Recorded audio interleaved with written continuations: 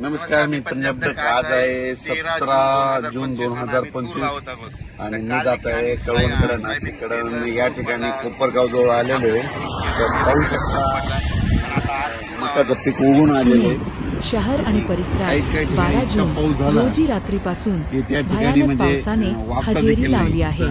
विजांच्या कडकडाट, जोरदार वारा आणि ढगफुटी सदृश पावसामुळे नागरिकांना मोठा त्रास सहन करावा लागत आहे। शहरातील औंध, बोपोडी, पाषाण, सूस, महाळुंगे, कोथरूड आणि बावधन या भागांमध्ये गडगडाटासह मुसळधार पाऊस सुरू आहे। कोथरूड परिसरात जोरदार पावसामुळे रस्त्यांवर पाणी साचले आहे, तर बावधनमध्येही मुसळधार पाऊस कायम आहे। या पावसामुळे अनेक ठिकाणी वाहतूक खोळंबली असून काही ठिकाणी वीज पुरवठाही खंडित झाल्याची माहिती मिळत आहे। मुसळधार पावसाची फटका पुण्यासह कोल्हापूर, सांगली आणि सातारा या भागांनाही बसला आहे। अजूनही पावसाचा जोर वाढण्याची शक्यता हवामान विभागाने वर्तवली आहे। आता जे पाऊस पडला तळ कोकणासह संपूर्ण महाराष्ट्रात पावसाच्या अलर्ट।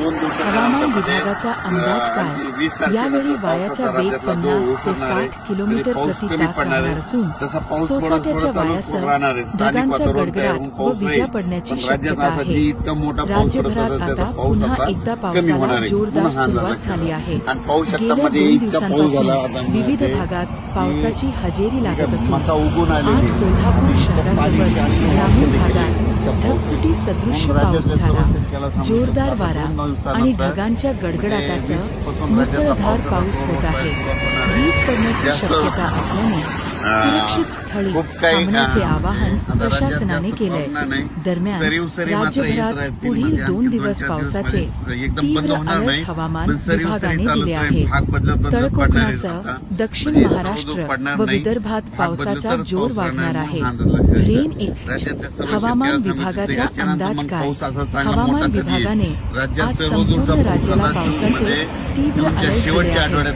तळ कोकणासह दक्षिण महाराष्ट्रात पावसाचा जोर वाढणार आहे। सिंधुदुर्ग जिल्ह्याला आज रेड अलर्ट देण्यात आला असून कोल्हापूर, सांगली, रत्नागिरी जिल्ह्यांना ऑरेंज अलर्ट देण्यात आला।